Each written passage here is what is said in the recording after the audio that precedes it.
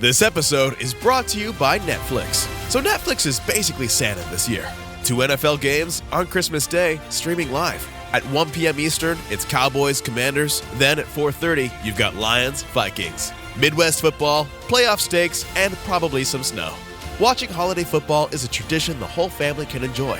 Open some gifts, grab some food, settle in, and watch NFL Live on Netflix this Christmas Day. Introducing Meta Ray-Ban Display, the world's most advanced AI glasses. With a full color display built into the lens of the glasses, it's there when you need it and gone when you don't.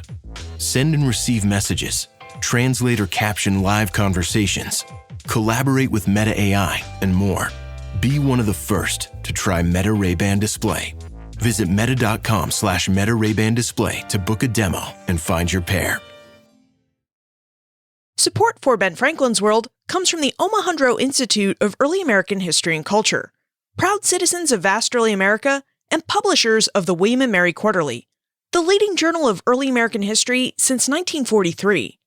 To learn more about the William and Mary Quarterly and how you can enjoy some of the best scholarship on the vast world of early American history, visit benfranklinsworld.com/WMQ. Welcome to Ben Franklin's World, a podcast about early American history with Liz Covart. The study of history is key to understanding who we are and how we can affect a better future. Ben Franklin's World will introduce you to historical people and events that have impacted and shaped our present-day world. And now, here's your host, Liz Covart. Hello, and welcome to episode 135 of Ben Franklin's World, the podcast dedicated to helping you learn more about how the people and events of our early American past have shaped the present-day world we live in. If one of the key reasons that slavery developed in North America was so that early Americans could grow and sell agricultural produce like sugarcane, cotton, rice, indigo, and tobacco, what would have happened if Europeans and early Americans had simply stopped purchasing that produce? Would a boycott of slave-produced goods have been enough to actually end the practice of slavery in North America? Like us, some 18th and 19th century Britons and Americans wondered about the answers to these questions. Today's guest, Julie Holcomb, an associate professor of museum studies at Baylor University, will help us explore the answers to these questions by leading us through the transatlantic boycott of slave-produced goods with details from her book, Moral Commerce, The Transatlantic Boycott of the Slave Labor Economy. During our conversation, Julie reveals information about the transatlantic boycott of slave labor goods, details about Quakerism and why the boycott of slave labor goods started with the Quakers, and what impact the boycott of slave labor goods had on the quest to end slavery in the United States. But first, something pretty special happened on May 6, and I'd really like to share it with you. On May 6, 2017, this podcast surpassed 2 million downloads. Now, it would take a podcast with an average performance of about 2,100 downloads per month over 79 years to accomplish this feat. But because of you, Ben Franklin's World isn't an average podcast. So we've managed this feat in just over 2.5 years, all because you've really taken the time to share your interest and enjoyment of this show with your friends, family, and acquaintances.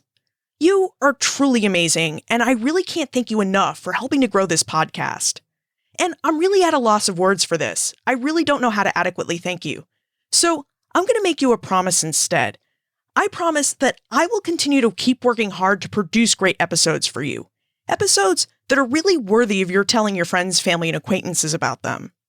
So thank you so much for making this amazing milestone possible. Thank you for 2 million downloads. All right, on with the show. Are you ready to explore the 18th and 19th century transatlantic boycott of slave labor goods? Allow me to introduce you to our guest historian. With tidings and wisdom to share about our early American past, here is this week's special guest. Our guest is an associate professor of museum studies at Baylor University. She's a historian of transatlantic history and a specialist in archives and museum collections. She's edited the book Southern Sons, Northern Soldiers, The Civil War Letters of the Remley Brothers, 22nd Iowa Infantry, and authored the book Moral Commerce, The Transatlantic Boycott of the Slave Labor Economy. And today, she joins us to discuss the Transatlantic Boycott of Slave Labor Goods. Welcome to Ben Franklin's World, Julie Holcomb. Thank you. Glad to be here. So, Julie, your book Moral Commerce is about the Transatlantic Boycott of Slave Labor Goods. Would you tell us about this boycott movement and its goals?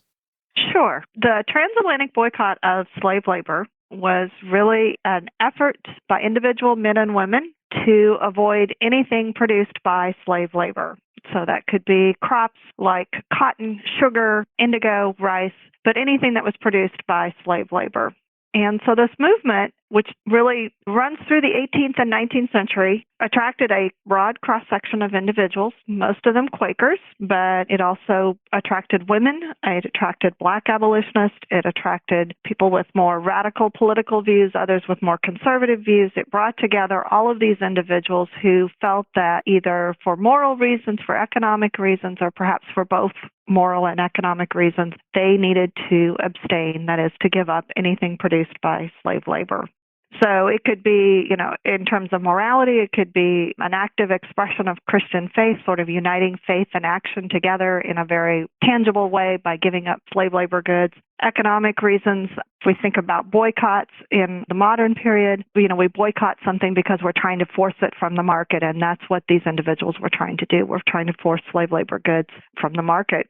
For me, one of the most fascinating aspects of this boycott is the way in which it can mean different things to different individuals. So it could bring together all of these diverse groups who could be drawn into this movement for different reasons. They may not even necessarily be anti-slavery, but the anti-slavery aspect of the boycott of slave labor goods supported their own sort of ideas about, say, women's consumption or the relationship of the market to Christianity. So that boycott could actually serve their own ideas and their own beliefs, even if they weren't specifically anti-slavery. One of the things I probably should say at sort of the outset here, too, is that boycott is a bit of a misleading term in terms of the title, because boycott is actually a late 19th century term, but it's something that modern consumers are most familiar with. When I first started working on this project, I had a good friend who would tease me about my use of the phrase free produce, because she said every time I said free produce, she said, I didn't quite understand it. To me, free produce almost sounded like you were liberating broccoli.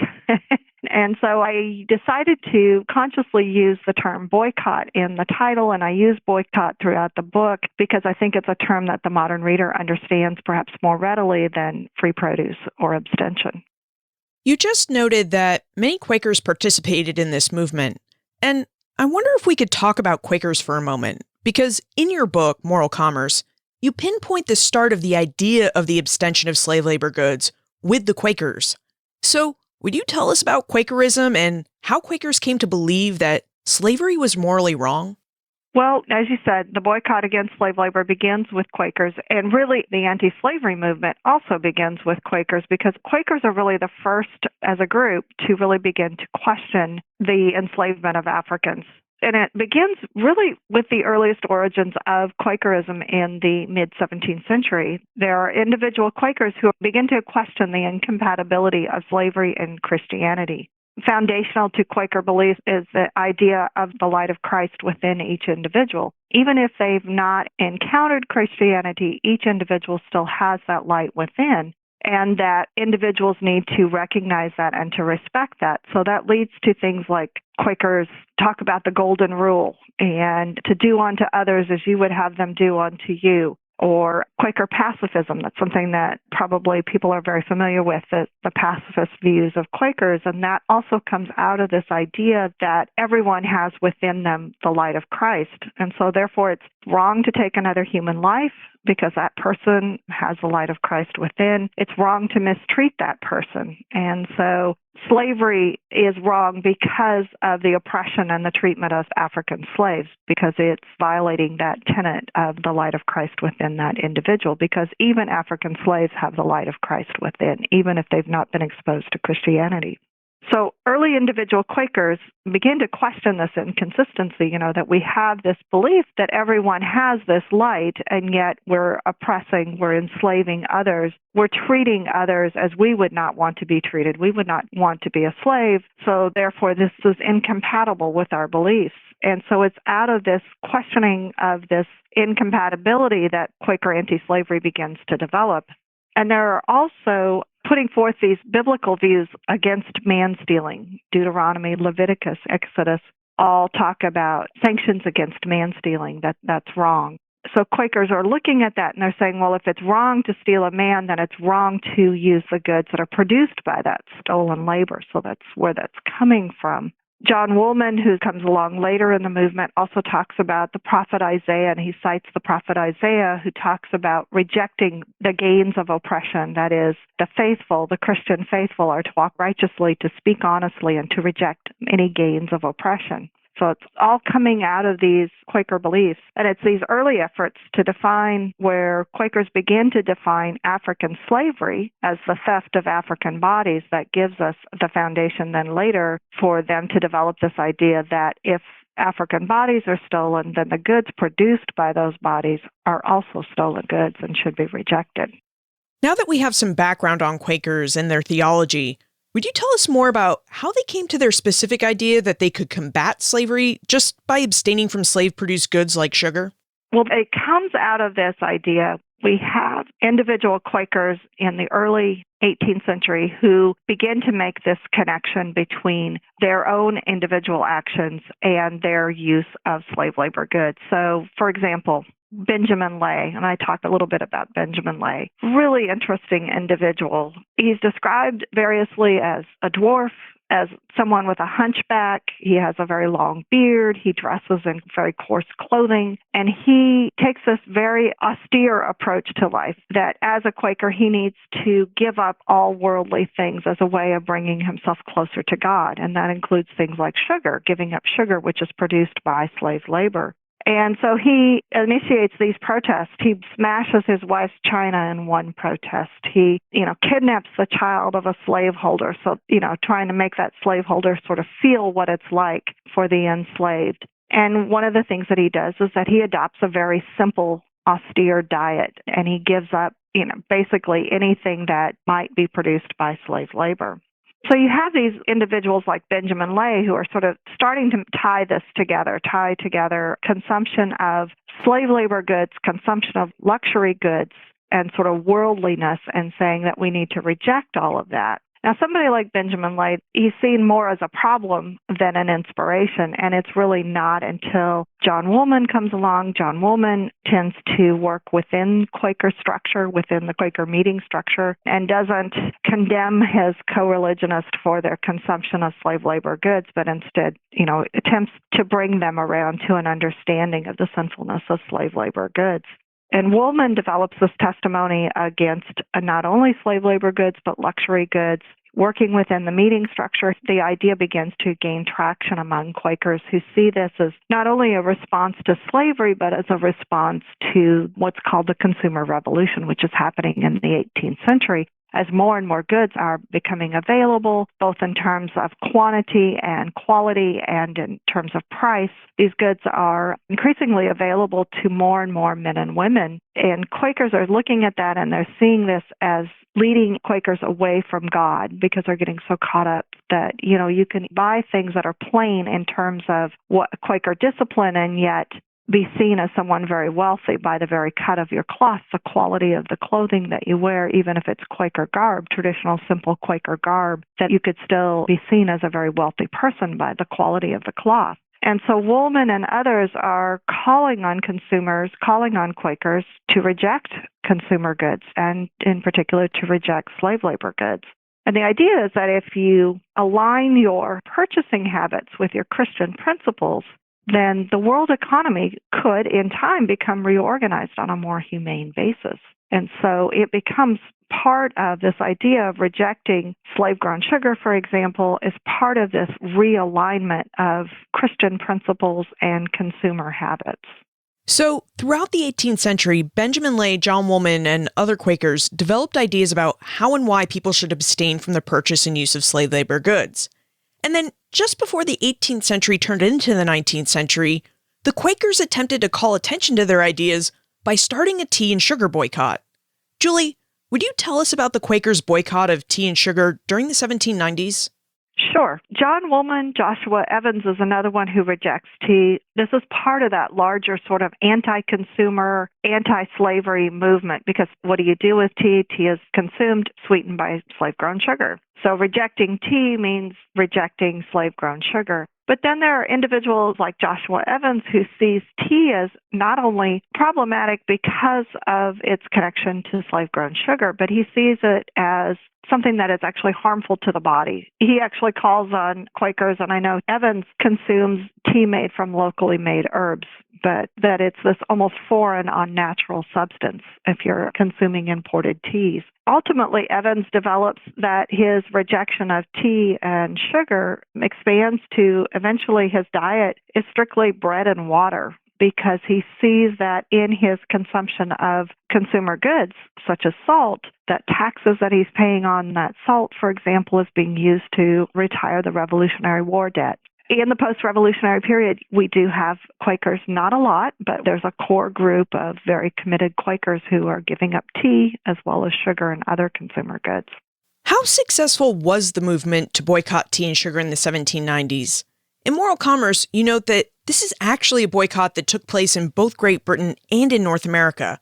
So, did the transatlantic nature of the boycott make it more successful than if it had just taken place in Great Britain or North America?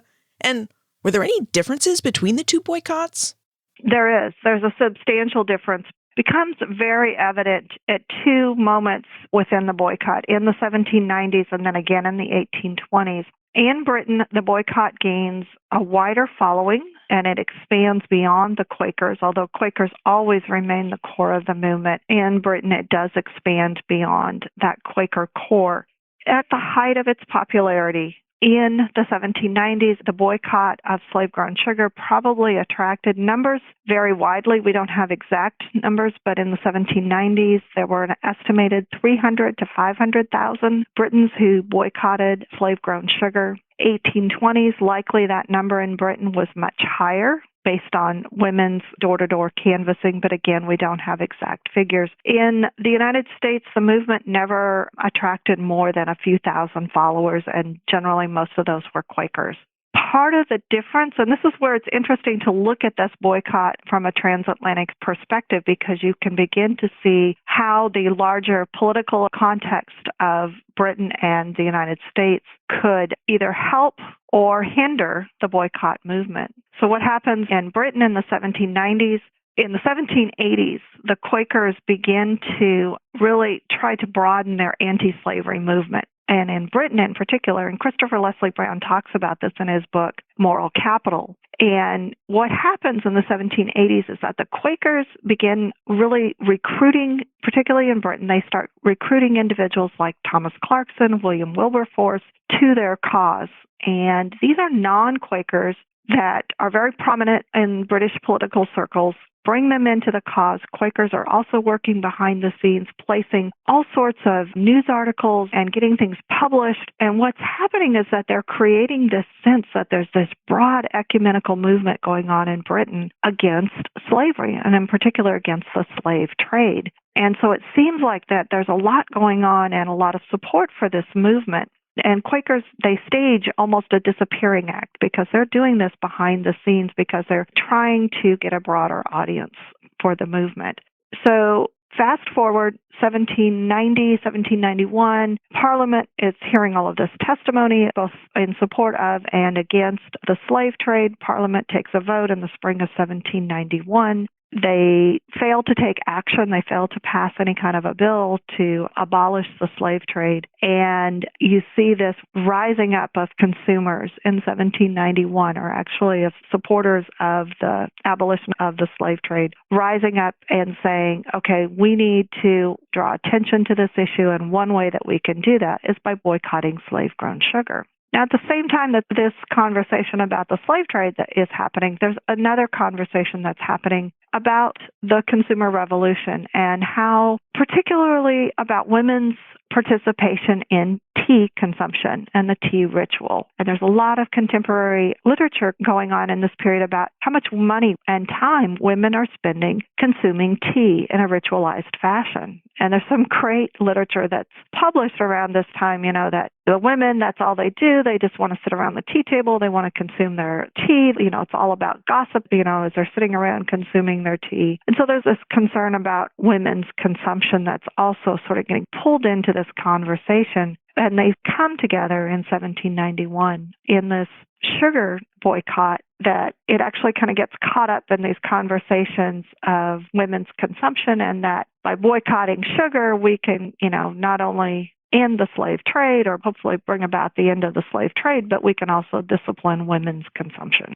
And, if we can get women to get on board with this, then we can deal with a couple of issues. And I think it's that sort of the momentum of British anti-slavery that begins in the 1780s combined with these other debates about women's consumption that really end up drawing a lot of people into this boycott and a lot of people supporting that boycott. And, I think that's why we are seeing these numbers, 300 to 500,000, because it seems like everywhere you look in this period, 1791, 1792, people are talking about the slave trade, slavery, and slave-grown sugar, and the consumption of sugar-sweetened tea, and what are we going to do about it? Interestingly enough, the conversation is also happening a little bit in the United States, but it never really takes off. You don't have this sort of broad slave sugar boycott. There are conversations going on in the U.S. at this time about the production of maple sugar and contrasting the moral family labor that can produce maple sugar and, contrasting that to the immoral labor of slavery. But you don't have this broad boycott going on in the U.S. at the same time that the boycott is going on in Britain. And part of that has to do with the compromises of 1787, the Constitutional Convention, the Three-Fifths Compromise. The things that come out of that really stall the anti-slavery movement in the U.S. And so there isn't that anti-slavery movement for the supporters of the boycott to sort of tap into and generate enthusiasm for the boycott.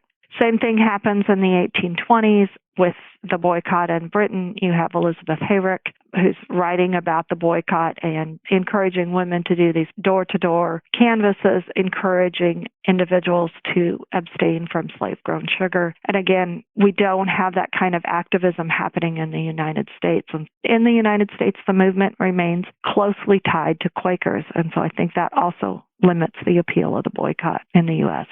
By the 1810s and 1820s, the Quakers' abstention movement began to shift away from the 18th century abstention movement and moved toward the 19th century free produce movement. Julie, would you tell us about this shift and how the free produce movement differed from the abstention movement? So the focus of abstention was exactly what it sounds like, abstaining from slave labor goods. So that would mean giving up sugar, drinking your tea unsweetened, for example, giving up cotton, giving up products that had been produced by slave labor. Free produce, which develops in the 19th century, is more about substitution, that is, substituting free labor goods for slave labor goods. And this idea of free produce rather than abstention really comes about, as you noted, in the 1810s, 1820s, with the expansion of the market, with the market revolution and the expansion of the marketplace. Transportation, things like that, are making it easier for consumers to acquire goods. And so that expansion of the market is aiding the production of free labor goods. Supporters are also starting to realize that abstention, it's ineffective in that consumers are reluctant to continually give up. Sacrifice only goes so far. Only the most committed will actually give up the sugar in their food and their tea. And so they start to look at ways in which they can substitute free labor goods for those slave labor goods. The challenge with that substitution, though, is that oftentimes the substitutes are imperfect substitutes. If you think about baking, for example, try baking a cake with maple sugar rather than cane sugar. Maple sugar, it's a much moister sugar than cane sugar. It has a sort of a flavor to it, that very distinctive flavor that doesn't hide itself well in baked goods or in your tea. And so, substitution worked in a sense, but it was somewhat limited in its effectiveness.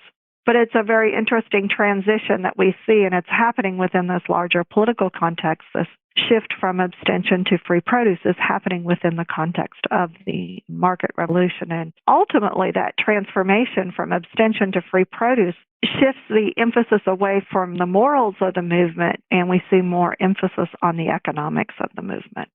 Now, around the same time as the market revolution, which is that great expansion of the marketplace for goods that took place in the 1830s, the United States also experienced a religious movement called the Second Great Awakening. Julie, would you talk to us about the Second Great Awakening and whether it had any impact on the free produce movement? Well, the Second Great Awakening and that spread of evangelicalism as a result of that impacted the movement in a couple of significant ways. First of all, Second Great Awakening supported the activism of women. In the 18th century, it's very interesting in that earlier boycott in Britain that I was talking about, and women's consumption became caught up in that. One of the questions that supporters of the boycott had is whether women would actually support the boycott. Would women actually give up their sugar-sweetened tea, or were they so caught up in the world of goods that they would refuse to support the boycott? And so I talk about women as unreliable abolitionists in the 18th century. By the 19th century, by the 1820s, it is just assumed that women will support this boycott because women are inherently moral.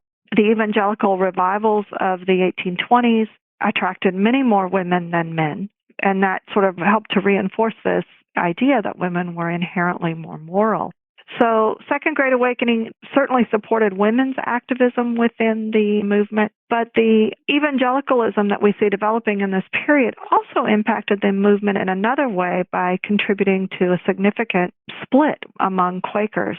There are Quakers who are very concerned about sort of the ways in which Quakers are becoming very much like other Protestant sects, and that they're losing their distinctive sense of Quaker identity and becoming more like the evangelical Protestants. And that's a very simplified sort of explanation, but ultimately this leads to a split among Quakers in 1827, 1828. And that also has an impact on the boycott because that's the first of several splits among Quakers throughout the 19th century. And what happens is that with each split, even though you can find supporters of the boycott on either side of any one of these schisms among Quakers, it divides support for the boycott. So it weakens support for the boycott because at times the boycott of slave labor goods actually gets caught up in these Quaker splits and is actually used as a weapon against, by one side to, discredit the other side because of their support for the boycott. Earlier, you mentioned Elizabeth Hayrick, who, along with Elizabeth Margaret Chandler, were Quaker women who used print culture to further the free produce movement in both Great Britain and in the United States. And I wonder if you would help us explore their use of print culture and how it furthered the movement. Elizabeth Hayrick, British Quaker. She's actually a Quaker convert. She converted in the late 1790s, early 1800s. It was after her husband's death. She became a Quaker. She's an interesting individual. She's the daughter of a manufacturer there in Britain. She's very supportive of the working class, and she really connects the problems of the working class to the problems of the slave and saying that both of those problems are coming out of the same source, that is greed.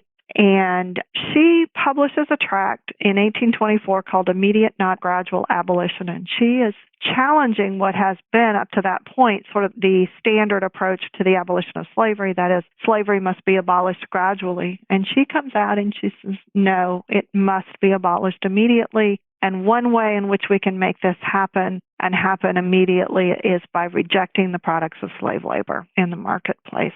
And over the course of the 1820s, she publishes 7 different tracts related to the abolition of slavery and to the boycott of slave labor. Those are also reprinted in the United States as well. And she is credited with her pamphlets really began the movement among women in Britain in the 1820s to form various anti-slavery associations to go out and canvass people door to door, encouraging them to join the boycott and to join the anti-slavery movement. Her tracts are they're much more political in their emphasis. Elizabeth Margaret Chandler is very interesting because she's also writing in the same time. She really begins to develop more in the late 1820s and early 1830s. So she's a little bit behind Hayrick, and she's a generation younger than Hayrick. Also a Quaker, spends some time in the Mid-Atlantic area and then ends up in Michigan. She begins writing for Benjamin Lundy's Genius of Universal Emancipation. She writes short essays, little stories, as well as poems. Her appeals take a very emotional she makes a more emotional appeal, whereas Hayrick is really focusing on the economics of the movement. Chandler is really focusing on appealing to women's hearts, reaching out to women as wives, as mothers, encouraging them to reject slave labor goods. Chandler is interesting because some of her poems are actually written for children, and so calling on children to participate in this movement, that they can give up their sweets, that they can model for their parents and for the adults around them moral behavior by rejecting slave labor goods. So, how successful were Hayrick and Chandler's print campaigns in actually getting people to join the free produce movement? It's very successful. Both of them were successful in that, they're widely reprinted, they're discussed. Both of them you will find if you're looking at discussions of abolitionism and discussions of free produce, say in the 1840s, 1850s, that you will continue to see, quotes from their tracts or from their poems incorporated into appeals to men and women to join the abolitionist movement or to join the free produce movement. Chandler's poems, oftentimes you'll find in a line or two incorporated into something else, a larger text, and it may not even be attributed to her. Chandler's poems, for example, were set to music. There are several songbooks from the 1840s and 1850s, anti-slavery songbooks, that have incorporated her works. Garrison published a collection of poems for children about anti-slavery, and Chandler's works are also included in there. Hayrick's Immediate, Not Gradual Abolition was key text for William Lloyd Garrison and really contributed to his embrace of immediate abolition. Now, Kyle has a question about the extent of the free produce movement. He notes that when we spoke with Christy Clark Pujara about the Rhode Island slave trade and the business of slavery, we discussed how even merchants who weren't directly involved with moving slave cargoes still contributed to the slave trade by outfitting slave vessels and by supplying slaveholders with clothes and tools for their slaves. So, Kyle would like to know if the abstention and free produce movement extended to boycotting these supporting businesses as well as avoiding the purchase of slave-produced goods. The boycott, there was a very limited discussion of expanding it beyond slave-produced goods. And I think the reason why they remain so tightly focused on slave labor goods is that in and of itself was challenging enough, and trying to keep, so the focus and that emotional appeal on the slave labor goods, that it really didn't expand out to that as much. And although you do see some discussions among their opponents who talk about, well, if you boycott cotton, then, here are all these other things that you need to boycott. And, mocking, I guess, the supporters of the boycott for their inconsistency and, that they boycott some things but not everything. But the supporters really focused on slave-produced goods rather than what would be seen as more these supporting businesses. We've been discussing the abstention and free produce movements, and I have to wonder, did these movements ever intersect with the formal anti-slavery and abolition movements of the early to mid-19th century? And if they did, when, why, and how did these movements intersect? Both of these movements are sort of running in parallel, and they do intersect periodically. For example, in the 1820s, many of the early anti-slavery associations were actually free produce associations in the United States. They started out as free produce associations. 1830s, as more anti-slavery societies are being formed, particularly after William Lloyd Garrison starts the Liberator, after the founding of the American Anti-Slavery Society, we start to see some of those anti-slavery societies trying to figure out how they can incorporate free produce principles into anti-slavery. There are some abolitionists who are opposed to that, who see the two issues as distinct, that free produce societies should operate and function separate from abolition societies, and that the two issues should not be combined in a single association. But yes, they do intersect on occasion. There are individuals who see, the time spent on free produce as taking time away from more important abolitionist and more effective abolitionist tactics. So, collectively, did the abstention and free produce movements have any real impact in the quest to end slavery in the United States? I don't think that the boycott had a direct impact on ending slavery. I think where the boycott had an impact on the abolition of slavery, or at least raising awareness of the issue of slavery, is the way in which the boycott transformed each purchase in the marketplace into an anti-slavery decision. So, for example, by consuming linen instead of cotton, by consuming maple sugar instead of cane sugar, the individual consumer is making a particular political comment, a political statement.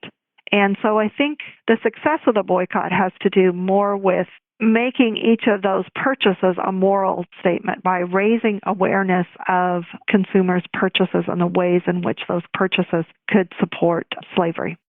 Do you think there's anything from the free produce and abstention movements that we can draw on today for our own present time?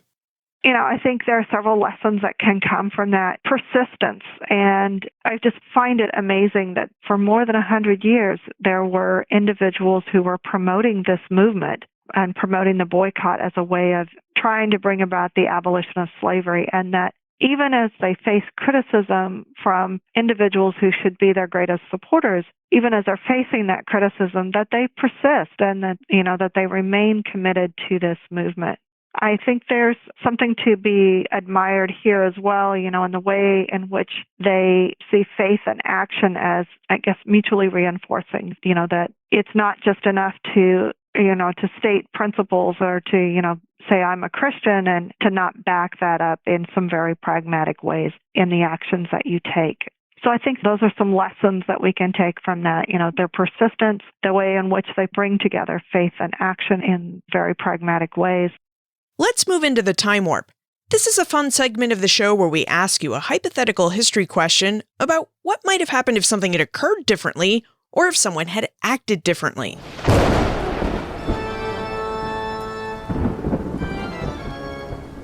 The time warp. Historians can't predict the future, but they can speculate about what might have been.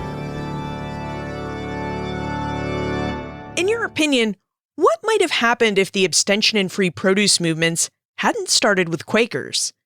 If the movements had had a more mainstream start, do you think they would have been more successful? I love this question.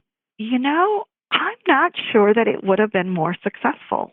I really don't think that it would have been more successful had the Quakers not started the abstention movement or started the boycott. And the reason I say that is just understanding sort of the global reach of slave labor. I'm not sure a more mainstream movement would have necessarily been more successful. So, Julie, now that moral commerce is in print, what are you researching and writing about now? I'm actually still working on free produce, only in a slightly different way. I am writing a biography of George Washington Taylor. George W. Taylor was a free produce supporter, Philadelphia Quaker, who ran a free labor store from the 1840s through the 1860s in Philadelphia and was very involved in the movement. And in working on the boycott, I came across his papers at Haverford College and discovered that there was a lot more to George Washington Taylor than free produce. Much of the scholarship on him is really focused on his free produce work. But he was involved in the peace movement. He was involved in temperance. He was a teacher. He was an agent for the Bible Association of Friends. Just a really very interesting individual, a very complex individual. At the centennial of the Pennsylvania Abolition Society, he shared the stage with Lucretia Mott and Frederick Douglass. Yet, we have biographies of Douglass and Mott. We do not have a biography of Taylor. And he sort of remains this forgotten individual, or if he's remembered at all in the history of abolition or free produce, it's as someone who sort of came to the movement rather late and, refused to give up when all hope was lost on the boycott. And he's a fascinating individual. He was denounced by Angelina Grimke in the 1830s. She denounced him as a rank colonizationist, the lowest form of a anti-slavery supporter that you could possibly be. And yet he turned out to be, he's a very interesting individual, very charming. He's well-loved. He never had any children, but his nieces and nephews, were very fond of their Uncle George. And I'm hoping in this biography to really highlight the work in other movements like the peace movement, the temperance movement. He was also involved somewhat in the women's rights movement. He was an educator. He was an agent for the Bible Association of Friends. He had a very complex and interesting life. So that is my next project. And where is the best place to look for more information about you and how we can get in contact with you if we have questions we think you might have the answers to? I have a profile on LinkedIn and academia.edu. You can also find me on the Baylor Museum Studies webpage, and that's baylor.edu/museum_studies. Julie Holcomb, thank you so much for taking us through the histories of the abstention and free produce movements. Thank you. The Transatlantic boycott of slave labor goods was an international movement of men and women who avoided products produced by slaves. Now, as Julie explained, the boycott had two phases: the abstention movement in the 18th century and the free produce movement in the 19th century. The first movement focused on a complete abstention of slave-produced goods, while the second movement looked for similar goods but produced by free laborers. For more than 100 years, British and American anti-slavery advocates boycotted slave-produced goods, all in an attempt to starve slavery of its economic sustenance, by pointing out that the purchase of goods represented a political act. Now, as Julie revealed, the boycott doesn't seem to have had a direct impact on ending slavery in the United States. However, it did help give rise and momentum to the formal anti-slavery movement. Many anti-slavery organizations in the United States started out as free produce societies. And perhaps it's because the anti-slavery and abolition movements owed some of their roots to the abstention and free produce movements that participants persisted in their quest to end slavery even in the face of criticism. As Julie noted, it takes persistence to effect change, and those who participated in the transatlantic boycott of slave labor goods persisted for over 100 years to try and effect a better future.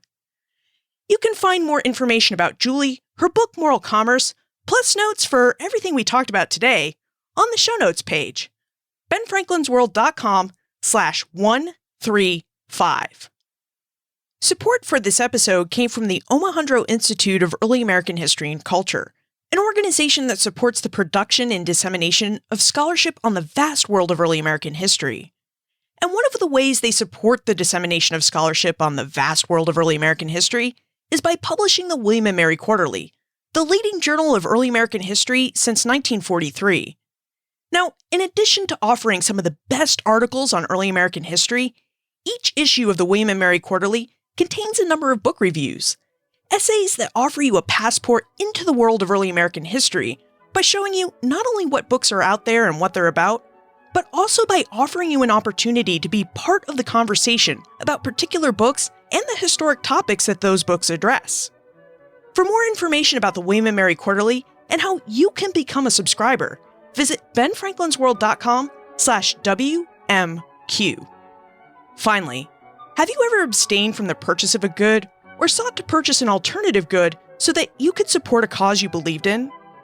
I'd love to know, so send your answers to liz@benfranklinsworld.com, tweet me @LizCovart, or post a comment in our listener community on Facebook. And remember, never leave till tomorrow that which you can do today. Are you interested in the parts of history that remain a mystery? Do you want to learn more about the historical myths and misconceptions used to prop up false belief today? I'm Nathaniel Lloyd. In my podcast, Historical Blindness, I delve into all of these topics, sharing puzzling tales from the past and examining hoaxes, conspiracy theories, and misremembered events that provide insight into modern politics and religion. New episodes every 2 weeks. Find Historical Blindness on most podcast players and platforms. As a longtime foreign correspondent, I've worked in lots of places, but nowhere as important to the world as China. I'm Jane Perlez, former Beijing bureau chief for the New York Times. In our third season of Face Off, the US versus China, we'll explore some of the biggest issues dividing these global powers today. Trump and Xi Jinping, AI, China's growing military might, and also robots. New episodes of Face Off are available now, wherever you get your podcasts.